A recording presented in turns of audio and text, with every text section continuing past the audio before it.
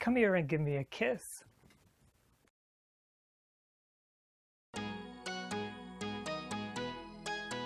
Head in the clouds. Hello everybody, welcome to Head in the Clouds. Two quick things. I am from the United States of America, so if I say something in this video and you're from a different culture, it may not apply equally to you. Number two, I am not a licensed professional. It is impossible to find another gay guy to be in a relationship with. Nobody wants to be intimate. It's like an obstacle course when you go through dating. Everybody just wants to have a quick hookup and that's it. I'm doomed to be alone forever. Well, the good news is that you're not doomed, and here on Head in the Clouds, we discuss gay mental health issues, so let's look for some solutions now. First, I want to put a little context around all of this, because this isn't just a relationship, it's a gay relationship.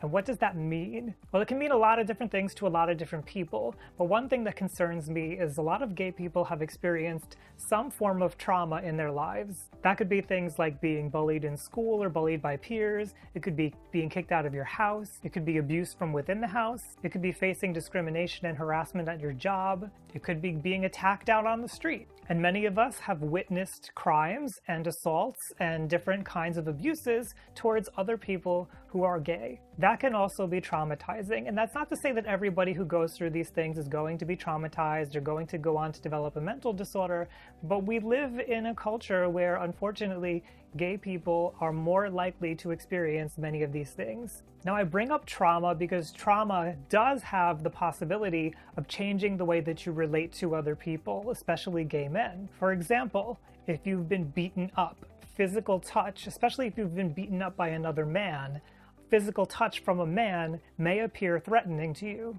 And even something like emotional intimacy may be scary to you because you may feel like you need to always be protecting yourself and on guard. A lot of us had to hide our identities when we were younger. So trauma can change the way that we relate to other gay men, and this shows up in our intimate relationships. We may be seeing things as threatening that normally wouldn't be considered threatening. I don't want to talk about it. It's nothing. I'm fine. You go to bed without me. I'm just not in the mood. If you're somebody who's struggling with this, there's even a possibility of having something like an attachment trauma from childhood, please go in and see a therapist. This can be very complicated and difficult to work out on your own, and they will be the one who'll be able to determine if you indeed have been traumatized and you're experiencing some of these symptoms. I can't tell you that, and somebody online can't tell you that. Now, related to that, we may find that we become narcissistic in a way to protect ourselves from feeling vulnerable. And this can be related to all these traumas and bullying experiences that we may have encountered in our lives. In order to feel a sense of safety and to try to protect ourselves from re-experiencing some of these things, we may put ourselves above other people, and that becomes a problem in a relationship when you're always having to be on a different level than your partner, always above them. I think I look cuter in your underwear. Oh, I'm the breadwinner, he just cleans the house. I'm driving, you can't drive. I think that guy over there is flirting with me. He knows who the sexy one is. I'm the dominant one. You'll do what I want. Intimacy requires vulnerability and meeting in a place where you have to risk being unsafe with someone. So that's one aspect of narcissism called grandiosity. We may also have another aspect of narcissism that shows up after trauma: attention seeking. In an effort to protect ourselves, we may always try to have attention and affection coming from other people so that we don't have to face these insecure feelings that we're feeling. Tell me you love me. I need you to answer my texts within 5 minutes. I need you next to me always and forever. Make everything better. I just like attention. Now, within the gay community, we also struggle with our identity. We may feel like we have to behave a certain way that conforms to our identity, or we may need to exclude other people who conflict with the way that we view ourselves and our identity. This can cause issues when it comes to intimacy and relationships, when the way that we identify rubs up against the way that somebody else identifies, and we may decide that we have to avoid certain things about them or avoid them altogether because of that. If I wanted to date a girl, I'd be straight. Oh, sorry, I'm only into bears. It's too small. I can't. I don't date tops. So now that we've looked at just a tiny fraction of the context of what a gay relationship may have some trouble with, what do we do about this? Well, when it comes to all of this, it's important that we get in touch with how we're feeling and try to gauge, is the way we're feeling out of proportion to the way that somebody else would in our situation. Sometimes it helps to think of somebody that you know who you feel secure around, and what would they do in this situation? This is especially good if you have a therapist, because you can go in and ask them what they would do. They may not give you an answer, they may turn it around on you and get you to think about it, but they'll help you see what might be a normal reaction and what might be a little bit abnormal.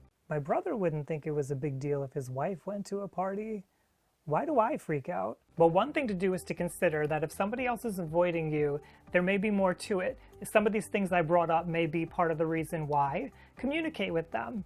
Ask them how they're feeling. Get to know them and why they feel the way that they do. Sometimes we make up stories in our head about why somebody might be avoiding us, but it could be that they're insecure about something else. They may just be stressed out about something that's going on at their job. They may be having a hard time with a friend or a family member. You won't know until you ask. Let them know how you're feeling and what it is that you want. Be clear and listen to what they have to say. Hey, let's talk. I want to be around you more and I feel like you're pulling away. Is there something going on?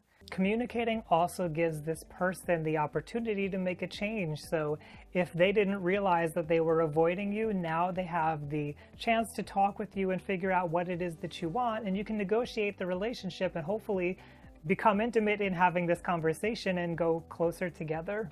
Now, if this is something that repeats in your life, with every time you try to go on a date with somebody or every time you have a relationship, it keeps ending because they keep avoiding you and you're not really sure of what's going on. Maybe there's something that you're doing and you're just missing it because it's you. You can't see yourself outside of yourself. It's really hard to do that. Consider going in to see a therapist, but if you're in a relationship currently and you're just having a hard time, consider going in to see a couples therapist. People in the LGBTQ+ community face additional challenges, as I've discussed here, when it comes to relationships. If you don't have a good sense of perspective on why you have the issues that you have, sometimes having an outside party who has a greater context for what a relationship should look like and the difficulties that somebody in this community faces, they'll be able to get an assessment of what's going on and sort it out with you and bring you closer together with your partner. They'll also be able to point out the things that you're doing right, and that's important. Hi, thanks for seeing us. We've been having trouble with our relationship. It is so hard to have a relationship when you're gay. I know that our community has taken a lot of steps forward here in the United States, but there's still a lot that we have to understand about ourselves. In many ways, we're still learning how to love. While we get that figured out, there's going to be a lot of heartache, there's going to be a lot of pain, but what's important to remember is that everyone deserves love, and that includes you. Now, if you're somebody who has difficulty with boundaries and self-esteem, these things can show up in relationships. I have some free worksheets over on my Patreon page that you can check out. On Patreon, you can support people who are creating stuff like I'm doing here with this video. Thank you to my patrons who help me in my mission of humanizing mental health. I myself am a patron of others. If you like learning about mental health and relationships, head on over to youtube.com/RyanLiberty and hit subscribe. Now let's hear from you. I want to challenge you here. I have a suspicion that although you came here because somebody's been avoiding you in a relationship, you've also avoided other people. Let's change some of that here. Share your story and let's discuss it down in the comments. Thank you everyone for joining me on Head in the Clouds. Mwah!